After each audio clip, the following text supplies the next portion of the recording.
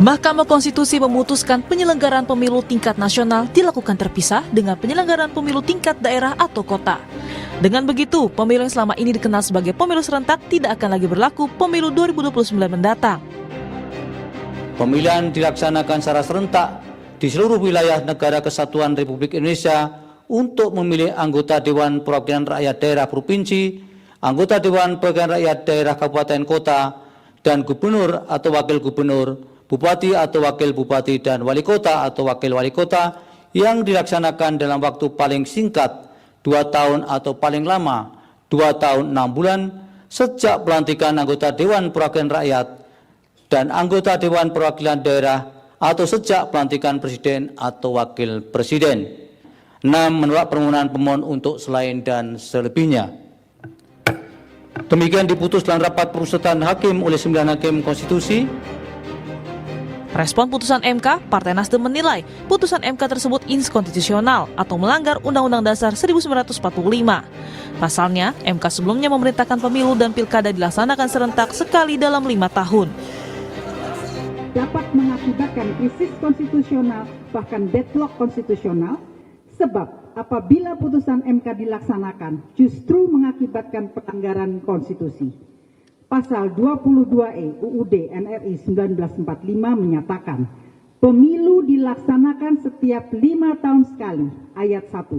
Kemudian, pemilu sebagaimana dimaksud pada ayat 1 tersebut diselenggarakan untuk memilih presiden, wakil presiden, anggota DPR, DPE, DPD, dan DPRD, ayat 2. Dengan demikian, ketika setelah 5 tahun periode DPRD tidak dilakukan, maka terjadi pelanggaran konstitusional. Sementara Wakil Ketua Umum Partai Golkar Bambang Susatyo bilang partai politik tak bisa menolak putusan MK dan DPR harus segera memproses perubahan aturan perundang-undangan. Kendati demikian, Bamsud mengkritik MK yang dinilai membuat keputusan berubah-ubah. Iya, karena memang kita tidak bisa lagi menolak itu karena udah final and binding.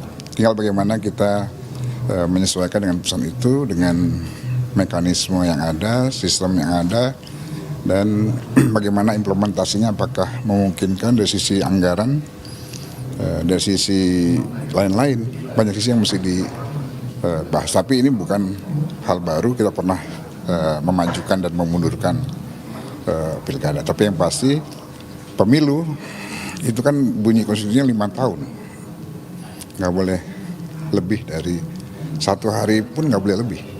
Ya mau nggak mau, karena ada pasal yang berubah ya, dari sama-sama menjadi tidak sama-sama, sehingga keputusannya ya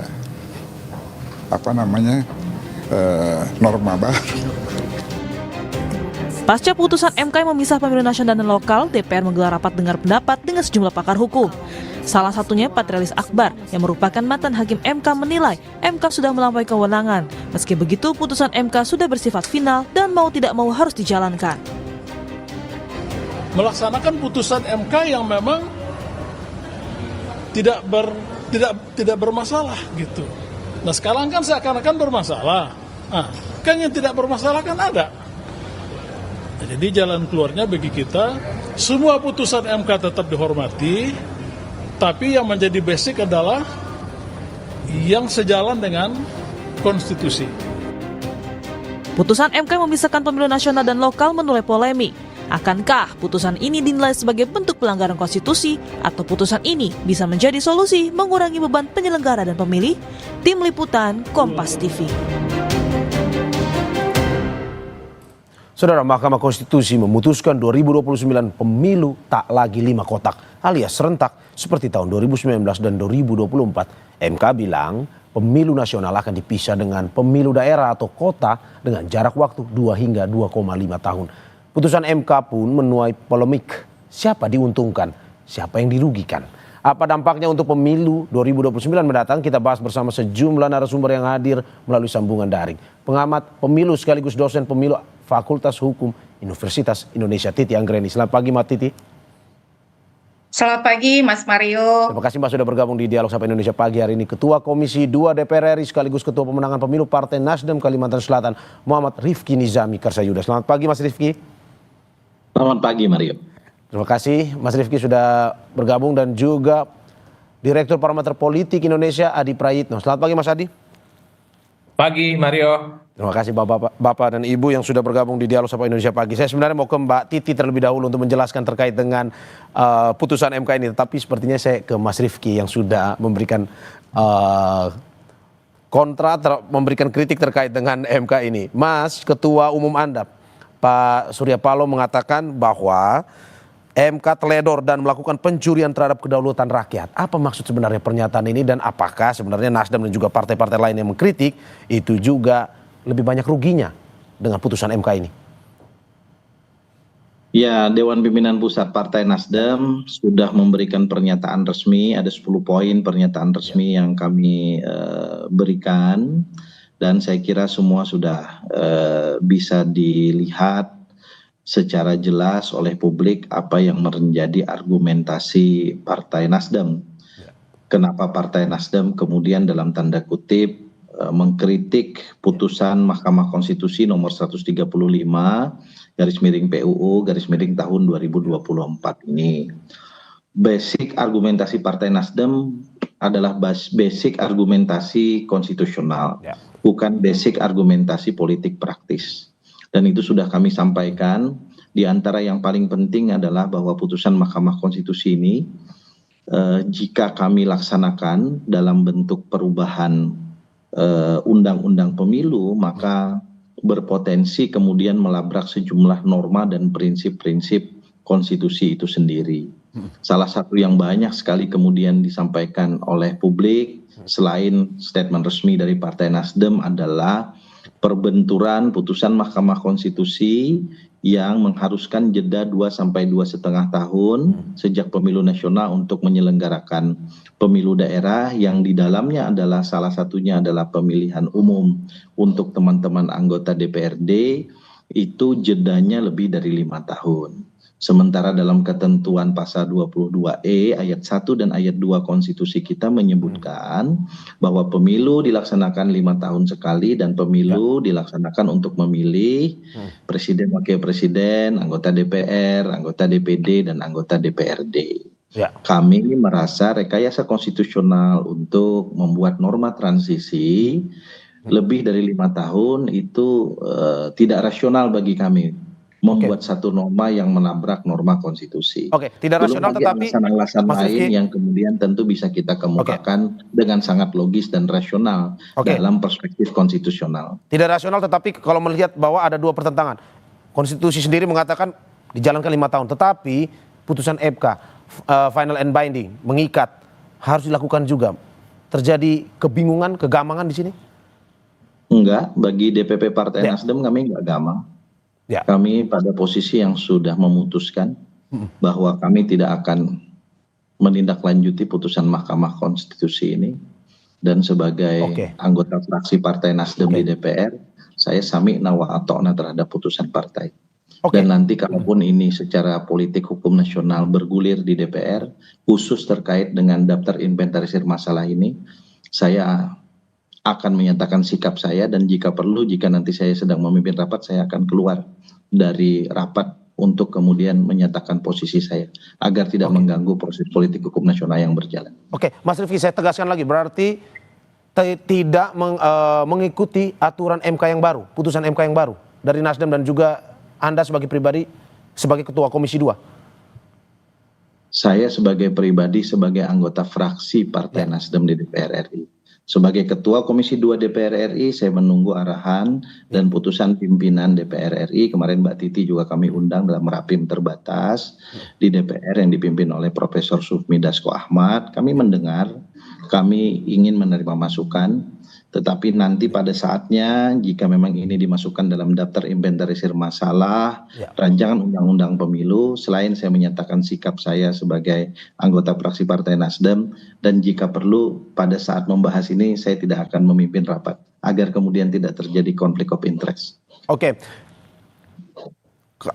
Lebih memang pada akhirnya ya ini keputusan pribadi yang mengikuti juga nanti pada Komisi 2 nanti. Tetapi secara umum karena ada permintaan terkait dengan revisi Undang-Undang Pilkada dan juga Undang-Undang Pemilu. Ke depan apakah Anda sebagai Ketua Komisi 2, sebagai pribadi yang juga bergabung di Partai Nasdem, akan mengikuti juga terkait dengan revisi ini, mengikuti putusan MK yang terbaru, ataukah ya sudah seperti Anda bilang tadi tetap pada pendirian Anda? Kalau revisi Undang-Undang Pemilu kan sebuah keniscayaan, karena kita ingin memang melakukan desain besar terkait dengan kepemiluan kita. Dan kami juga telah mengundang banyak sekali pakar kepemiluan, para ahli tata negara, ahli pemerintahan untuk kami dengar di Komisi 2 DPR RI, sembari kami sekarang sedang terus melakukan evaluasi terhadap pemilu yang berjalan tahun 2024, apakah itu pileg, pilpres, termasuk pemilihan gubernur, bupati, dan wali kota yang sampai dengan detik ini masih ada proses PSU di beberapa tempat. Jadi kalau rancangan undang-undang pemilunya menurut saya itu sebuah keniscayaan yang harus kemudian kita bahas. Tetapi kemudian khusus terkait dengan pemilu nasional dan pemilu lokal sesuai dengan putusan Mahkamah Konstitusi nomor 135 tahun 2024 ini, Partai Nasdem sekali lagi punya posisi untuk tidak pada pihak yang ingin menindaklanjutinya dalam bentuk revisi undang-undang pemilu. Oke. Terima kasih Mas Rifki. Saya ke Mbak Titi. Mbak Titi, ini eksklusif juga nih kita mendengar sikap dari Partai Nasdem, sikap dari Mas Rifki sendiri sebagai Ketua Komisi 2 terkait dengan kita tidak akan mengikuti putusan MK, tetapi tetap dalam Undang-Undang Konstitusi yang mengatakan 5 tahun sekali. Tanggapan Anda seperti apa? Bagaimana Anda melihat bahwa dinamika partai politik ini punya keputusan sendiri, walaupun final and binding, tetap berpegang pada konstitusi ketimbang putusan MK? Ya, saya kira Pak Rifki adalah politisi yang matang ya. Selain politisi juga pembelajar hukum tata negara yang sudah pada tingkatan pakar begitu. Jadi pasti Pak Rifki memahami seperti apa harus bersikap dalam konteks sebagai politisi dan juga pakar hukum tata negara. Pengabdian di parlemen itu kan bukan hanya untuk partai ya, tetapi juga untuk kepentingan yang lebih besar. Saya kira tentu saja putusan Mahkamah Konstitusi berdasarkan konstitusi kita bersifat final, mengikat begitu, dan memang pembentuk undang-undang harus menindaklanjutinya. Dinamika merespon putusan Mahkamah Konstitusi ya memang seperti ini. Ada penerimaan, ada kritik, kontroversi, termasuk misalnya pada waktu soal syarat usia ya, hampir semua pihak mengatakan Mahkamah Konstitusi tidak konsisten, Mahkamah Konstitusi tidak mengikuti apa yang sudah menjadi langgam putusan MK dalam putusan-putusan terdahulu, tetapi kan rakyat menunjukkan kebijaksanaannya pada waktu itu, ketidakpuasan, ketidaksukaan, direspon dengan upaya hukum yang sudah diberikan. Kita lihat setelah putusan 90 tahun 2023, banyak sekali masyarakat ataupun organisasi yang kemudian menguji kembali putusan tersebut. Karena memang itulah dinamika dan mekanisme yang diberikan oleh konstitusi kita. Jadi ya harapannya tentu saja para elit, para politisi memberikan teladan budaya konstitusi yang baik kepada masyarakat, dan setiap ketidakpuasan itu disalurkan melalui mekanisme yang sudah diberikan begitu ya, deliberasinya dibuka. Jadi menurut saya saat ini deliberasinya kan menggunakan medium-medium media begitu ya. Media menjadi jembatan komunikasi antara politisi, masyarakat, dan juga para pakar. Nah ini tantangan, mestinya DPR segera buka forum formal untuk mendeliberasikan ini secara akuntabel. Dengarlah semua pihak secara berimbang dan proporsional. Karena misalnya kalau pernyataan bahwa putusan ini menabrak pasal 22E ayat 1, tapi kan ada juga banyak pihak yang mengatakan tidak menabrak pasal 22E ayat 1 karena konsepnya adalah konsep masa transisi. Nah, saat ini yang diperlukan justru membawa ini ke forum deliberasi yang difasilitasi oleh pembentuk undang-undang, maka pihak-pihak yang punya pandangan ini bisa didengar secara terbuka lalu juga akuntabel kepada publik, dan perdebatannya kemudian menjadi perdebatan yang betul-betul argumentatif begitu ya. Jangan misalnya DPR itu hanya mengundang pihak-pihak yang kontra, lalu pihak-pihak yang mendukung tidak didengar. Nah, ini catatan yang pertama. Yang kedua, soal putusan Mahkamah Konstitusi ini satu bagian saja, satu babak saja dari bangunan pemilu kita. Jadi kalau kita bicara sistem pemilu itu saja punya 7 variabel. Nah, yang diputus oleh MK ini adalah variabel penjadwalan atau format pemilu. Pemilunya itu tetap serentak. tapi serentak nasional dan serentak daerah. Dan justru yang disebut pemilu serentak itu adalah seperti yang diputuskan oleh MK. Karena keserentakan pemilu itu dalam banyak desain kepemiluan dan juga standar kepemiluan global adalah menyerentakkan pemilu dalam jenis yang berbeda pada tingkatan yang sama. Jadi ya pemilu legislatif nasional dengan pemilu eksekutif nasional, legislatif daerah dengan eksekutif daerah. Kalau yang di 2019 dan 2024 itu disebut sebagai pemilu borongan begitu, karena semua diborong. Nah, yang kedua yang berikut adalah Mas Mario ya. Karena itu hanya satu bagian dari variabel sistem pemilu kita, banyak pekerjaan rumah lain yang memerlukan konsentrasi dari pembentuk undang-undang. Misalnya soal sistem pemilu, MK juga sudah punya putusan 114 tahun 2022. Soal ambang batas parlemen, putusan 116 tahun 2023. Soal keserentakan rekrutmen penyelenggara pemilu, putusan 120 tahun 2022. Nah, PR besarnya adalah bagaimana membangun koherensi ini. Putusan MK 135 soal keserentakan tidak bisa jadi obat bagi semua penyakit pemilu kita. Dia memerlukan pengaturan yang lebih baik dari pembentuk undang-undang. Oke, Mbak Titi. Saya ke Mas Adi. Bagaimana Mas Adi melihat begitu banyak partai politik, tidak hanya Nasdem, tapi pun juga PDIP bahkan juga melihat bahwa ini sebuah kebingungan antara putusan MK memisahkan pemilu ini. Menurut Anda, apakah memang pada akhirnya partai politik yang lebih banyak menanggung kerugiannya atau bagaimana? Ya, saya kira secara prinsip sebenarnya putusan Mahkamah Konstitusi kali ini kan relatif cukup paradoks ya. Satu sisi diapresiasi itu dalam konteks misalnya ini akan semakin memudahkan bagaimana kerja-kerja teknis penyelenggara pemilu. Kita juga tidak bisa menutup mata bahwa dengan adanya putusan Mahkamah Konstitusi ini kan bisa mengantisipasi kejenuhan-kejenuhan pemilih yang beberapa waktu yang lalu disuguhkan. Bagaimana pemilihan presiden, anggota dewan, dan kepala daerah itu dilaksanakan di tahun yang sama di 2024. Dan juga di tengah rai akan meningkatkan partisipasi dan seterusnya. Meski pada saat yang bersamaan kita harus akui ya kawan-kawan DPR ini pasti akan begitu terbebani dengan begitu banyak putusan dari Mahkamah Konstitusi. Belum selesai DPR dan pemerintah misalnya melanjutkan putusan MK terkait dengan ambang batas presiden yang kemarin dihapuskan, kemudian juga ambang batas parlemen yang tidak lagi 4% dan seterusnya. Ini muncul putusan Mahkamah Konstitusi yang memisah antara pemilu nasional dan daerah. Ini yang sepertinya membuat sejumlah politisi, kawan-kawan di DPR itu nggak happy. Kok rasa-rasanya Mahkamah Konstitusi ini kan mengambil alih semua pekerjaan yang dimiliki oleh DPR. Itu yang disebut dengan melampaui batas kewenangan. Dan yang kedua, paradoksnya itu adalah kalau mau jujur Mas Mario, putusan Mahkamah Konstitusi memang ini bukan semacam obat yang menyembuhkan semua persoalan. Tapi kalau kita mau jujur, sebenarnya yang paling prinsip dari desain dan rekayasa kepemiluan kita itu adalah bagaimana menyelesaikan persoalan-persoalan kepemiluan kita secara substansial. Misalnya jangan lagi ada politik uang, jangan lagi ada politik bansos jelang pemilu, jangan lagi misalnya ada penggunaan aparatus kekuasaan jelang pemilu, jangan lagi misalnya ada oknum-oknum penyelenggara yang nakal, birokrasi yang kemudian digerakkan. Tentu ini tidak bisa dijawab apakah pemilu itu dipisah nasional atau pemilu di level daerah. Tentu ini tidak bisa dipisah apakah pemilu itu serentak atau tidak serentak. Bagi saya secara prinsip tergantung bagaimana partai politik punya komitmen. Siapapun yang punya akses untuk melakukan kecurangan yang sudah tadi saya sebutkan, punya tidak iman politik supaya tidak nyerong-nyerong menggunakan aparatus, Mas Adi. dan seterusnya itu untuk menangkan. Berarti menurut Anda saya tegaskan putusan MK ini sebenarnya tidak masuk pada substansi permasalahan pemilu ya, tetapi Memang lebih tidak ada substansinya. Memang ini diniatkan supaya misalnya nanti pemilih di daerah itu tidak tertutup misalnya dengan isu-isu nasional. Karena keserentakan pemilu di 2024 kalau mau jujur, ini kan pemilu seakan-akan hanya rasa pilpres. Pileg, kemudian pilkada, pun DPRD itu kan tidak dinilai secara signifikan.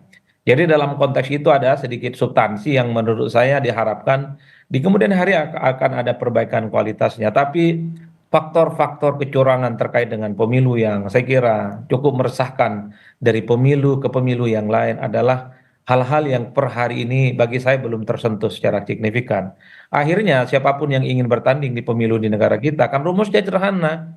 Cukup kendalikan penyelenggara, cukup main bansos, cukup misalnya konsolidasi aparatus kekuasaan dengan ASN, menang dia. Ya. Mau pilpres, mau pileg, mau pilkada, DPRD dan seterusnya. Ini yang saya kira memang mesti menjadi momentum bagaimana Oke. putusan Mahkamah Konstitusi ini harus dijadikan sebagai guidance oleh DPR dan pemerintah untuk sama-sama memikirkan jangan lagi ada kecurangan-kecurangan yang sifatnya jelas-jelas di depan mata, meski secara empirik itu sulit untuk dibuktikan di Mahkamah Konstitusi ketika ada sengketa hasil terkait dengan pemilu yang kita lakukan sejak 2000. Oke, saya ke Mas Rifki. Mas Rifki, bagaimana Anda melihat bahwa seperti yang sudah disampaikan oleh Mbak Titi juga tadi jadi diskusi bahwa ada perpanjangan masa jabatan, kemungkinan DPRD kita akan 7 tahun masa memimpinnya. Apakah ini menjadi sebuah polemik juga dalam partai? Tetapi sebelum Anda menjawab, kita saksikan jeda berikut. Indonesia Pagi bersama saya Maria Sarang dan sejumlah narasumber saya, ada pengamat pemilu sekaligus dosen pemilu Fakultas Hukum Universitas Indonesia Titi Anggraini, Ketua Komisi 2 DPR RI sekaligus Ketua Pemenangan Pemilu Partai Nasdem Kalimantan Selatan Muhammad Rifki Nizami Karsayuda dan Direktur Parameter Politik Indonesia Adi Praitno. Saya ke Mas Rifki. Mas Rifki, bagaimana Anda melihat bahwa putusan MK ini akhirnya secara tidak langsung tadi juga menjadi diskusi dengan Mbak Titi, ada perpanjangan masa jabatan terutama di kepala daerah dan juga DPRD hingga 7 tahun. Menurut Anda apakah ini menjadi sebuah diskusi menarik di partai sendiri terkait ini atau bagaimana? Ya, ada beberapa persoalan besar. Kalau kita lihat dari optik konstitusi terkait dengan transisi norma yang kemudian juga disebutkan di dalam amar putusan Mahkamah Konstitusi nomor 135 tahun 2024 ini terkait dengan dalam tanda kutip kemungkinan perpanjangan masa jabatan kepala daerah dan DPRD. Yang pertama, kalau kepala daerah saya kira kalaupun harus berhenti 5 tahun maka setelahnya kita punya jurisprudens berupa penjabat ya.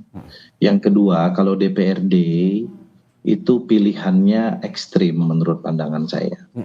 Yang pertama berhenti 5 tahun dan setelah itu ditiadakan DPRD. Bisa atau tidak? Bisa aja, karena di dalam beberapa daerah otonomi baru ya, yang kemudian dihasilkan melalui undang-undang pembentukan provinsi, kabupaten, kota itu nggak ada punya DPRD. Tetapi kan konteks ini juga dalam tanda kutip merusak proses checks and balances terhadap misalnya penjabat kepala daerah yang tidak ada pengawasan untuk kepala daerahnya ya berarti ya? Itu satu. Yang kedua, kalau DPRD-nya dengan norma pada level undang-undang kita perpanjang sampai dengan 7 atau 7,5 tahun, maka jelas tuh melabrak pasal 22E ayat 1 Undang-Undang Dasar Negara Republik Indonesia tahun 1145. Lalu muncul pernyataan, dulu kita pernah kok memperpendek pemilu 97 ke 2003 jadinya 97 jadi 99. Iya benar. Kita harus ingat bahwa pasal 22E ayat 1 itu muncul dalam amandemen ketiga konstitusi tahun 2001. Yang pada saat pemilu tahun 97 itu belum ada norma seperti itu. Sehingga kemudian kalau saya, karena tadi saya ini terlanjur pernah belajar hukum tata negara juga sekolahnya dulu.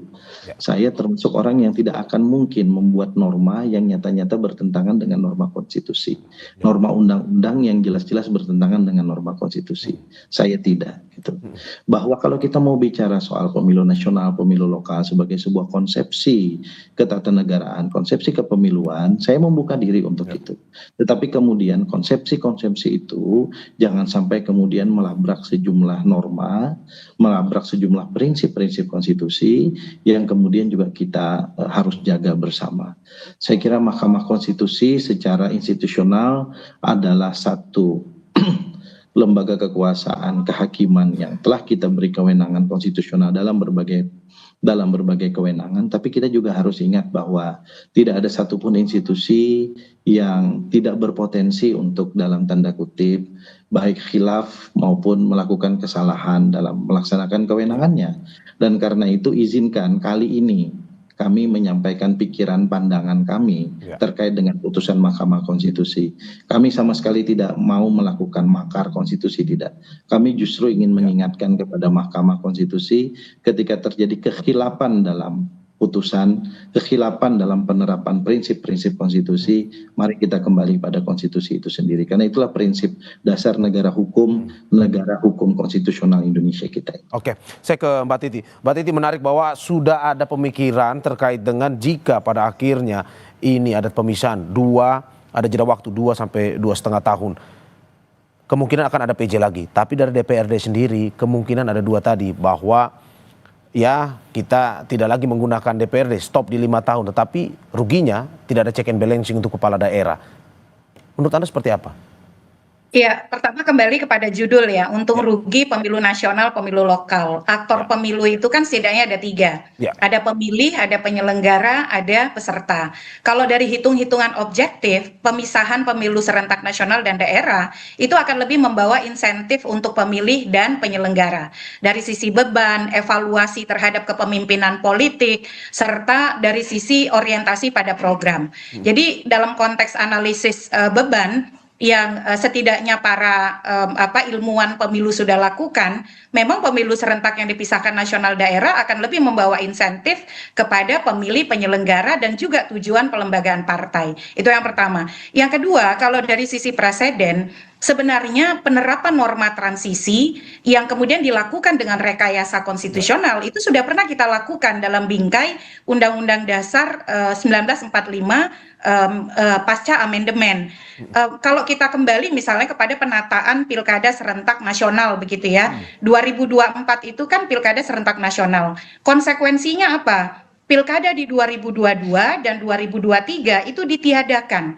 Padahal pasal 18 ayat 4 Undang-Undang Dasar kita menyatakan gubernur, bupati, wali kota dipilih secara demokratis. Dipilih loh. Dipilih itu bukan diangkat. Tapi kan kemudian karena kita di masa transisi, kemudian ada kebijakan bahwa di masa 2022-2023 tidak ada pemilihan. Yang ada adalah pengisian melalui penjabat. Itu bagian dari norma transisi yang bisa menjadi pembelajaran ketika kita melihat masa transisi pengisian DPRD dan kepala daerah. Jadi dalam konteks ini menurut saya kita punya preseden. Walaupun dalam konstruksi yang berbeda, tapi namanya norma transisi. Jaminan konstitusionalnya sudah diberi oleh putusan MK. Bagaimana operasionalisasinya? Operasionalisasinya oleh pembentuk undang-undang. Kalau kita baca putusan 135 Mas Mario, suasana kebatinan pemohon untuk masa transisi ini sebenarnya untuk pilihan yang lebih sederhana, yang lebih mudah dan efektif adalah perpanjangan. Jadi kalau kita baca permohonan, itu yang dibayangkan oleh pemohon dalam membangun argumentasi menuju keserentakan untuk DPRD perpanjangan, untuk kepala daerah juga perpanjangan untuk menghindari politisasi pengangkatan penjabat. Tapi keputusan akhir di pembentuk undang-undang. Nah, bagaimana dengan tadi ilustrasi soal daerah otonom baru? Konsepnya memang berbeda. Kalau daerah otonom baru itu tidak ada DPRD yang existing. Nah, kalau dalam situasi transisi menuju pemilu serentak daerah di 2031 atau 2032, kita punya DPRD yang existing, hasil pemilu 2024. Kata Mahkamah Konstitusi, masa transisi ini mau diapakan masa jabatan DPRD hasil 2024, kepala daerah 2024, itu diserahkan kepada pembentuk undang-undang. Makanya pentingnya ini pembentuk undang-undang mengundang para pakar, menghitung dari sisi kelemahan, kelebihan, keuntungan, manfaat, insentif daerah. Itu yang kita perlukan saat ini, Mas Mario. Oke, berarti dikembalikan lagi ke DPR. Mas Adi, bagaimana Anda melihatnya terkait dengan perpanjangan jabatan ini, baik kepala daerah maupun DPR? Ya, kalau mau jujur sebenarnya Mas Mario, kita di negara kita ini kan sudah begitu banyak eksperimen politik. Karena suatu waktu Pilpres dan Pileg itu dipisah, dikritik itu tidak efisien dan macam-macam lah, tidak meningkatkan partisipasi. Maka muncul pernah suatu waktu pemilu kita Pilpres dan Pileg barengan. Begitupun pada saat yang bersamaan muncul Pilpres dan Pileg dianggap terlampau kredit. Lalu pemilu dan pilkada kita kan juga dianggap terlampau. Begitu banyak hampir setiap tahun. Maka ada semacam rekayasa bagaimana pilkada pun juga dilaksanakan secara serentak. Begitu banyak penjabat-penjabat yang ditunjuk sejak 2017, 18, 19 demi menuju pilkada serentak nasional di 2024. Kan kritiknya satu, supaya rakyat itu tidak terlampau sering disuguhkan bagaimana pemilihan politik, baik pilkada ataupun pilpres dan pileg. Kemarin di 2024 kita menghadapi bagaimana pilpres, pileg, dan pilkada barengan. Dikritik juga bahwa itu dianggap terlampau, begitu banyak persoalan-persoalan yang cukup krusial. Ada kejenuhan, kemudian ada beban terkait dengan penyelenggara, kemudian kualitas pemilu kita tidak oke, kemudian pemilu kita itu seakan-akan hanya soal pilpres, hanya soal Prabowo, hanya soal Anies, hanya soal Ganjar, tapi tidak bicara tentang pada level pileg seperti apa dan pilkada. Maka putusan Mahkamah Konstitusi ini sebenarnya dalam banyak hal memang diikhtiarkan bagaimana peningkatan kualitas pemilu di Indonesia. Meski harus saya akui karena begitu banyak eksperimen politik di Indonesia, tentu tidak bisa dijawab apakah pemilu ketika dipisah nasional ataupun dengan daerah itu dilaksanakan secara berbeda akan menghilangkan persoalan-persoalan krusial. Bagi saya secara prinsip adalah mungkin di kemudian hari juga akan lahir putusan-putusan dari Mahkamah Konstitusi misalnya yang meminta supaya pemilihan eksekutif dan legislatif juga dipisah, supaya pemilu dan pilkada tidak rasa eksekutif tapi juga ada rasa pileg. Ini kan bagian dari bagaimana mekanisme ketika ada pihak-pihak yang kemudian mencoba untuk mencari desain kepemiluan yang dianggap mantap, dianggap oke, ya tentu melalui Mahkamah Konstitusi. Repotnya kalau kita mau jujur, putusan Mahkamah Konstitusi ini kan final and binding, mengikat ya dan tidak bisa dibantah. Jadi siapapun dirimu, siapapun kau lah, kira-kira begitu. Suka tidak suka harus menjalankan putusan dari Mahkamah Konstitusi. Yang menjadi ramai itu karena banyak sejumlah kawan-kawan politisi di Senayan itu seakan-akan tebang pilih. Giliran putusan Mahkamah Konstitusi 90 ambang batas minimal syarat pencapresan pada diam, sekalipun ada yang protes ya, itu dianggap final and binding. Kenapa persoalan soal bagaimana pemilu dipisah nasional dan lokal ini tidak diamini saja dan tinggal diwujudkan bagaimana misalnya momentum untuk menciptakan omnibus law undang-undang pemilu. Tapi satu hal, siapa yang untung? Kalau misalnya skenario soal kepala daerah itu ditunjuk, ya tentu pihak-pihak yang berani dan bisa menggaransi para penjabat itu dipilih dialah yang untung secara signifikan. Begitupun misalnya kalau DPRD itu ditunjuk yang ribuan, ya siapa yang berhak untuk menunjuk para penjabat itu ya adalah mereka yang diuntungkan secara politik. Tapi bagi saya ya inilah mekanismenya. Pemiluan di kita. Saya ke MK sudah mengeluarkan ini barang. Saya ke Mas Rifki. Mas Rifki, bagaimana Anda melihat bahwa sebenarnya alasannya ini dari MK sendiri ya untuk ini karena kemarin voter fatigue, kelelahan karena terlalu banyak yang harus dipilih dalam satu waktu secara serentak. Terus yang kedua juga untuk meningkatkan partisipasi pemilih, terutama pilkada yang kemarin rendah. Menurut Anda apakah memang ada positifnya juga sebenarnya dari putusan MK ini atau bagaimana sebenarnya? Ya, seluruh alasan-alasan teknis kepemiluan itu tidak boleh sama sekali melanggar prinsip-prinsip dasar konstitusi, itu aja bagi saya. Kalau soal prinsip, kalau soal teknis-teknis itu saya terbuka. Saya juga pernah menulis disertasi soal pemilu nasional, pemilu lokal. Saya menulis disertasi 2013 tentang partai politik lokal di Indonesia. Yang tentu dari sisi konsepsi ketatanegaraan sesuatu yang menarik untuk kita diskusikan. Tetapi kemudian seluruh diskusi-diskusi kepemiluan itu sekali lagi bagi kami di Partai Nasdem tidak boleh melanggar prinsip-prinsip dasar kita berkonstitusi. Itu aja masalah bagi kami. Kalau yang lain secara teknis kami tentu membuka diri untuk kita berdiskusi lebih panjang untuk kebaikan demokrasi konstitusional dan pemilu kita ke depan. Termasuk menurut Anda yang membingungkan adalah terkait dengan bagaimana kemarin pada tahun 2019 MK pun memberikan 6 opsi sebenarnya untuk dipikirkan terkait dengan model pemilu. Tapi di tahun ini satu opsi saja, mau tidak mau harus mengikuti. Menurut Anda itu juga salah satu problemnya? Ya, dulu bilangnya itu merupakan open legal policy dalam pertimbangan hukum, putusan nomor 55 tahun 2019 yang diajukan oleh teman-teman Perludem juga. Di dalam amar putusannya menolak, tetapi dalam pertimbangan hukumnya kan kita tahu semua bahwa Mahkamah memberikan 6 model keserentakan pemilu. Yang kemudian pembentuk undang-undang baik pemerintah maupun DPR dipersilahkan untuk dalam tanda kutip memilih sebagai bagian dari open legal policy. Nah, kami belum melakukan revisi terhadap undang-undang pemilu, tiba-tiba Mahkamah yang menentukan sendiri modelnya.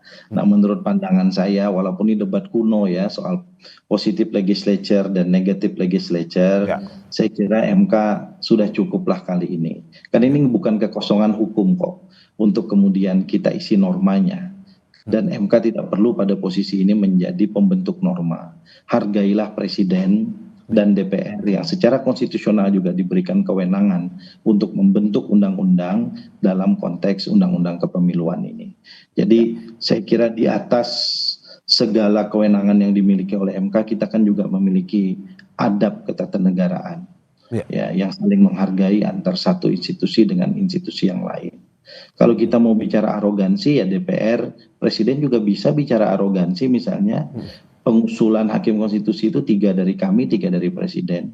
Logikanya kami juga bisa melakukan koreksi terhadap hakim-hakim konstitusi yang dulu kami usulkan, tetapi kami menghormati independensi Mahkamah Konstitusi termasuk para hakim-hakimnya, dan karena itu ini nggak ditulis ini dalam konstitusi. Ini adab ketatanegaraan yang saya kira kita semua harus saling menghargai. Saya dengan Ayu Titi misalnya dalam hari ini berbeda pandangan, tapi kan kita tetap senyum-senyum aja. Itu juga adab untuk kita kemudian mengelola bangsa ini ke depan. Dan itu penting bagi kita untuk bisa kemudian menjaga rekonsiliasi nasional termasuk menjaga demokrasi konstitusional kita menjadi lebih baik. Oke, saya ke Mbak Titi. Mbak Titi, bagaimana Anda melihat ini? Oke, ada sebuah keputusan yang memang betul-betul dikritik keras oleh partai politik, dan juga bagaimana melihat ya seharusnya MK tidak model satu saja, tetapi juga harus membuka opsi, pun juga harus menghormati yang lain di legislatif dan juga eksekutif. Menurut Anda seperti apa? Iya, soal menghormati itu saya kira berlaku untuk semua organ negara dan institusi negara ya. Kita juga punya pengalaman betapa pembentuk undang-undang pernah tidak menghormati aspirasi publik dan aspirasi pemangku kepentingan pemilu. Tahun 2021 hampir semua kelompok, pihak, organisasi, institusi negara yang berkaitan dengan pemilu merekomendasikan undang-undang pemilu diubah. Sudah masuk prolegnas tahun 2021, dan itu sebenarnya momentum untuk menindaklanjuti putusan MK nomor 55 tahun 2019 soal 6 model keserentakan. Tapi apa yang terjadi? 9 Maret 2021 prolegnas yang merupakan mencakup revisi undang-undang pemilu dibatalkan tanpa konsultasi dengan publik. Arus besar pada waktu itu kan publik menghendaki undang-undang pemilu ini direvisi nih. 2019 ada 894 yang meninggal. Kita perlu rekayasa elektoral oleh pembentuk undang-undang. Tapi kan itu tidak dilakukan. Itu yang kemudian memicu salah satunya publik dan pemangku kepentingan pemilu memindahkan arena partisipasi dan aspirasinya ke ruang-ruang sidang MK. Karena saluran aspirasi itu tidak ditangkap oleh pembentuk undang-undang. Itu yang pertama. Yang kedua, Pak Rifki, Mas Adi, dan Mas Mario, sebenarnya gagasan pemilu serentak nasional dan daerah juga pernah ditangkap oleh DPR. Kalau kita baca naskah akademik RUU Pemilu yang dikeluarkan oleh DPR, Komisi 2 tahun 2020, model keserentakan yang dipilih DPR itu adalah serentak nasional dan serentak daerah yang sama persis dengan putusan MK. Jadi sebenarnya analisis konstitusionalitasnya juga pernah dilakukan oleh DPR dan mengamini bahwa model itu juga bisa dipilih. Tapi kan dinamika ketatanegaraan MK ini, kita kan selalu bilang bahwa konstitusi itu bukan barang mati, tapi the living constitution, konstitusi yang hidup, yang menangkap nilai, norma, perkembangan politik, sosial, budaya, ekonomi di masyarakat. Dan itu yang memerankan memang kekuasaan kehakiman melalui yang disebut judicial interpretation. Dan jadi kalau masih kita ada, tahu dalam perkembangannya banyak sekali judicial interpretation yang sudah dilakukan oleh MK. Harapan kami, Mas Mario, perdebatan ini dibawa ke ranah pembentuk undang-undang melalui revisi undang-undang pemilu, sehingga lebih komprehensif, lebih inklusif, lebih akuntabel, dan partisipatif. Saya ke Mas Adi. Terakhir, Mas Adi, bagaimana Anda melihat tadi Mas Rifki mengatakan bahwa ya hormatilah ada legislatif dan eksekutif, tapi dari Mbak Titi sendiri bahwa MK adalah jalan terakhir di mana sebenarnya diskusi itu tidak bisa dibawa lagi ke legislatif. MK lah tempat pada akhirnya mereka menyampaikan opsi-opsi terkait dengan pemilu yang menurut ini yang paling baik. Menurut Anda seperti apa? Ya kalau mau jujur sebenarnya Mas Mario, ini semacam power interplay. Jadi kalau kita mau jujur kepentingan-kepentingan politik di negara kita, sebut saja partai politik, DPR itu kan punya kepentingan. Misalnya begitu banyak undang-undang yang mereka buat, sekalipun itu menutup aspirasi, begitu banyak protes dan resistensi, kan itu disahkan, undang-undang Omnibus Law, revisi undang-undang Cipta Kerja, dan bahkan desakan misalnya soal bagaimana mempercepat undang-undang perampasan aset dilakukan, tapi kan tidak dilakukan. Sekalipun itu sudah diundangkan, tapi harus kita akui Mahkamah Konstitusi itu kan berkah bagi kelompok-kelompok aktivis, pegiat demokrasi ketika muncul. Lahir undang-undang yang dibuat oleh DPR dan pemerintah itu merugikan, merusak demokrasi, maka perjuangannya adalah Mahkamah Konstitusi. Dan begitu banyak putusan Mahkamah Konstitusi yang dianggap ihdinas siratal mustaqim pasca putusan Mahkamah Konstitusi 90 ya. Misalnya ketika parlemen ambang batasnya tidak lagi 4%, ketika soal pilpres kemudian zero threshold, sesuatu yang diperjuangkan cukup lama, termasuk juga soal bagaimana mekanisme dan desain pemilu, apakah nasional dan lokal, apakah serentak dan tidak, itu kan juga bagian dari berkah yang kemudian dijadikan sebagai tempat perjuangan Mahkamah Konstitusi bagi kelompok-kelompok aktivis menyampaikan visi dan gagasan politik. Karena kelompok-kelompok kritis, Perludem, pegiat demokrasi ketika bicara dengan kawan-kawan yang ada di DPR, ya sebenarnya dianggap sebagai sesuatu yang tidak penting. Itulah yang saya sebutkan, sepanjang ada Mahkamah Konstitusi, maka pertarungan politik antar kepentingan itu akan selalu terjadi. Dan ini bukan pemilu. Dan kita juga melihat kan undang-undang TNI misalnya juga digugat tuh. Ke depan akan begitu banyak undang-undang yang menjadi tempat aspirasi semua pihak ya. Akan digugatkan di Mahkamah Konstitusi. Oke, terima kasih atas apa yang disampaikan pengamat pemilu Titi Anggraini, Ketua Komisi 2 DPR RI sekaligus Ketua Pemenangan Pemilu Partai Nasdem Kalimantan Selatan Muhammad Rifki Nizami Karsayuda dan juga Direktur Parameter Politik Indonesia Adi Prayitno. Apa yang disampaikan semoga ini bisa memberikan pencerahan terkait dengan model pemilu terbaik untuk negara kita tercinta ini. Sehat-sehat selalu Bapak Ibu atas apa yang disampaikan. Terima kasih. Saudara jangan kemana-mana, Sapa Indonesia Pagi akan segera kembali dengan informasi lainnya. Salah satunya pemerintah Brazil membuka kemungkinan untuk menempuh